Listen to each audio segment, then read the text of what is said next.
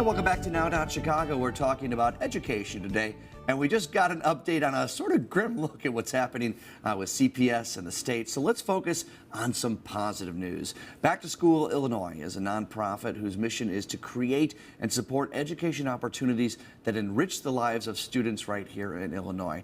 They kind of hope to fill that gap of this poor state economy we've been talking about in a state that has 1 million kids living in low income or poverty conditions. So Matthew Kurtzman is one of the directors, and Matthew, right off the bat, obviously we heard some not so great news from Heather Shorn in the first segment, but that number, 1 million kids, low income poverty, that's a shocking number. I mean, is that what drives you guys to do what you want to do? Yeah, I mean, it's actually closer to 1.2 million every year over the last number of years, and it's something that unfortunately the state, as you talked about earlier, is having more and more financial problems.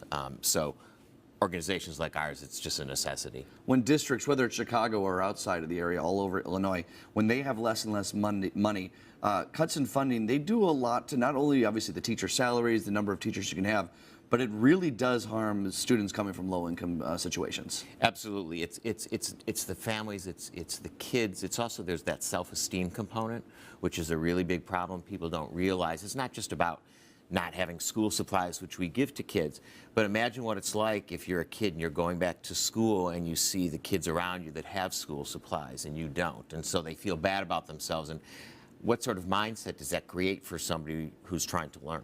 So it's the little things, even as much as the big things, that those everyday things that you want those kids to have that confidence going into day one. Absolutely, and what we do is we provide them with these sort of basic or core supplies that the kids need. Each of our back-to-school kits has about 30 of the core supplies that they need. So that's kind of the core of what you guys do, these kits. What is in a kit? I mean, what do these kids get when they start day one with? Yeah, so we have 4 different types of kits. Depending on the grades of the kids, so they're all age appropriate. So in the younger kits, you're going to see more things like crayons and colored paper. And then in the kits that the older kids get, you'll get things like thinner lined paper and rulers, pens and paper. Do they get a calculator eventually, maybe one day? We're not giving calculators now. This is more actually the real sort of basic supplies. Certainly, if we could afford it, we'd love to. But, you know, last year we did about almost 30,000 of our back-to-school kits. So as you can see, with 1.2 million being the number that we need, we've got a long way to go. So backing up a little bit, you were obviously instrumental in starting this out. And talk to us about why this? What was your motivation for this is what you wanted to kind of tackle? Well, I was very fortunate growing up. I, went to a nice suburban school and had 2 engaged parents that were very involved in everything that I did. And I was very lucky that way. I was able to walk to school. I had kids to play with in the front yard.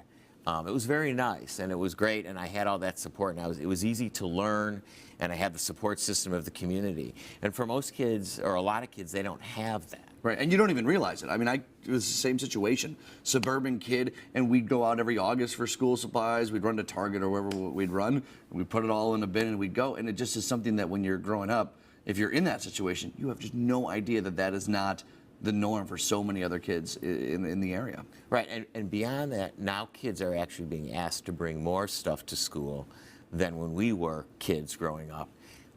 They have to bring reams of paper, and some of them have to bring paper towels and hand sanitizer. So they're not only supplying their own personal supplies, but other supplies for the class, for the teachers who are not given the money that they need to bring the supplies into the classroom that they used to. Yeah, it's very cyclical in that sense. The more we cut, the more we're asking kids to provide more, and they have less and less resources themselves. So what sort of reaction do you guys get from the schools, from the teachers, and from the kids? Well, it's really a truly rewarding experience to be able to do this. That's one of the things that's great about the job that I get to do, is that I actually get to go into classrooms. We work with a bunch of different organizations. We don't focus primarily on schools, but we do work with CPS.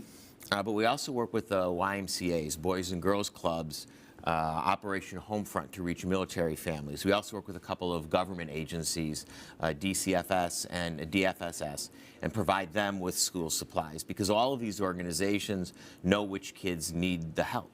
So yeah, in many ways that you guys allow the boots on the ground people to be the boots on the ground people to know exactly how to distribute the stuff that you guys are able to put together. Absolutely. So you've got to have a lot of help along the way in making this all work. How does it work organizationally? I think we were talking earlier, there's a couple of you guys in the office working really, really hard? Yes, we have a very small staff, but we're very lucky in the sense that we've been able to get a lot of corporate support over the years, and more people, as they learn about us on shows like this, are digging into their pockets and making contributions, so that we've been able to increase the number of supplies that we're giving out every year. So this year, we're looking to do about 35,000 of the kits, which is well over 1 million school supplies that we'll put in the hands of those kids that really need it. 35,000 kits that go out? Yes. Is that number, have you seen increases year to year? The first year, actually, I went to Target with my parents.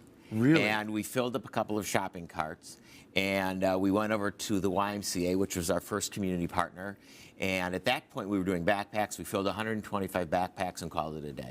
So to go from 125 to 35,000, it's a pretty good trajectory. I imagine what's rewarding about it is the tangible aspect of it. We often give money to organizations, and we trust that good things happen with that money. When you give to this, or you donate your time, or help you guys out in any way, you know that the stuff that gets bought is going to be touched, going to be used by kids, and has an immediate sort of return on investment, I guess you could say. Yes, we have a program every year. It's called a Win School Supplies for an Entire School, where we basically, people can write in, and we pick 2 schools, and we show up the first week of classes. We surprise the kids, and every kid in the entire school gets one of our signature back-to-school kits.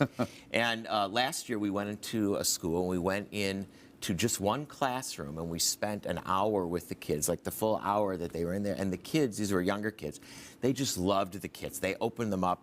They opened every single thing they had. We had one kid who took every single pencil in his kit and sharpened all of them. He had like 20 pencils and just was determined to sharpen them.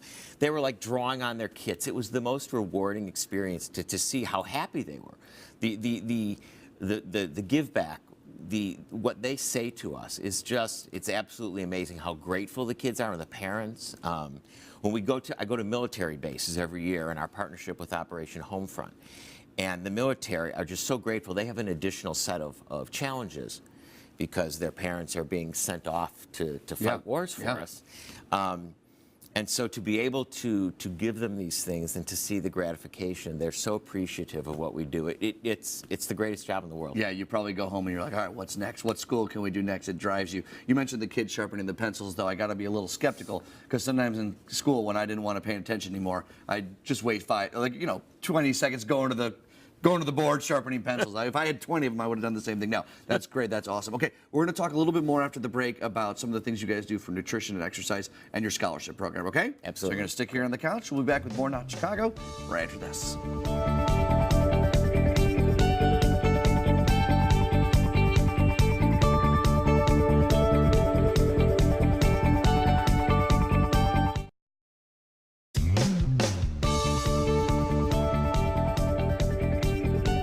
Welcome back here to Now Not Chicago. We're with Matthew Kurtzman from Back to School, Illinois. We are talking about the supplies that you guys make and provides with kids. Talk about the Build a Kit program.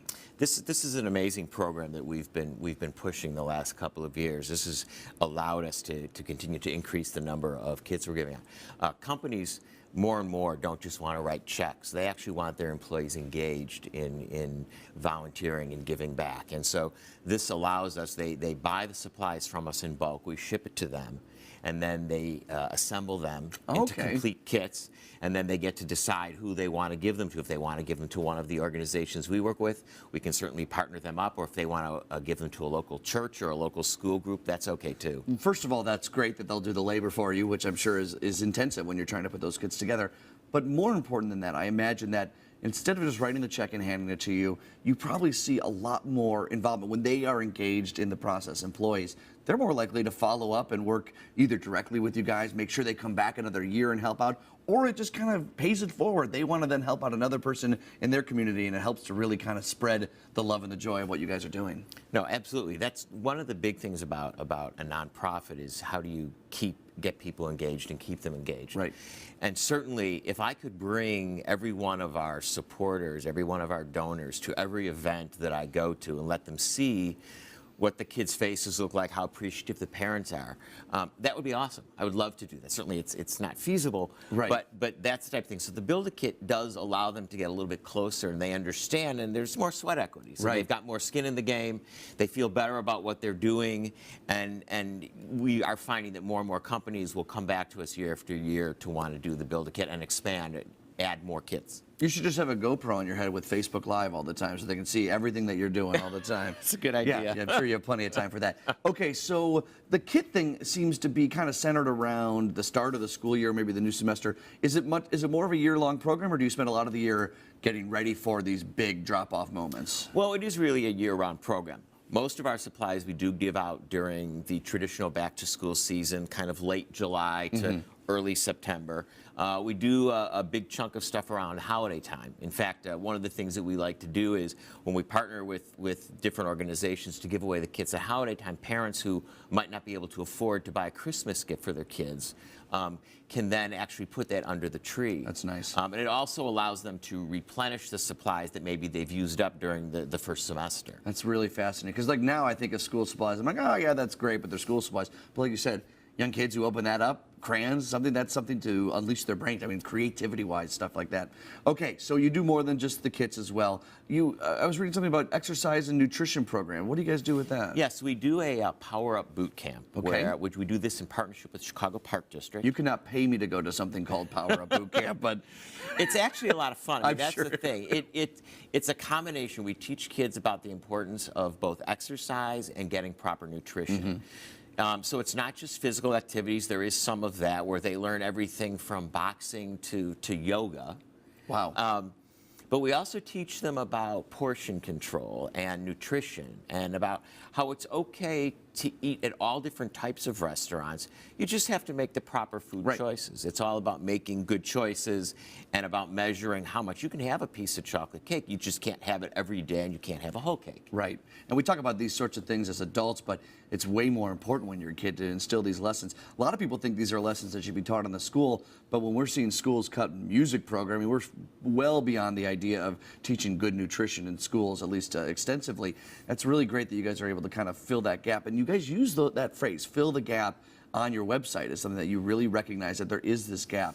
Do you guys have any outreach with like local leaders and politicians to try and have them fill the gap a little bit more too? Or are you just focused on boots on the ground, we're going to try and do this the hands-on the way we know how to do it? Yeah, most of the stuff that we focus on is really on our three core programs, which is the free school supplies, the back-to-school program, the Power Up Boot Camp, and then our third program, which is college scholarships. Yeah.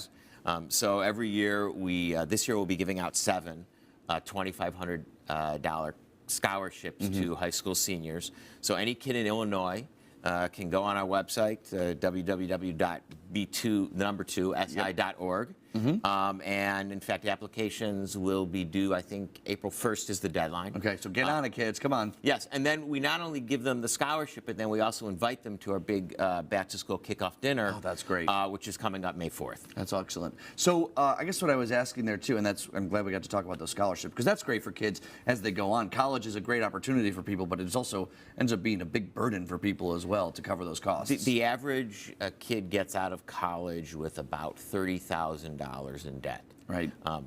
It's not only the financial burden, but part of it is families are being forced to make career choices, not based on what the child wants to do, but more what the child has to do in order to make enough money to pay back their student loans.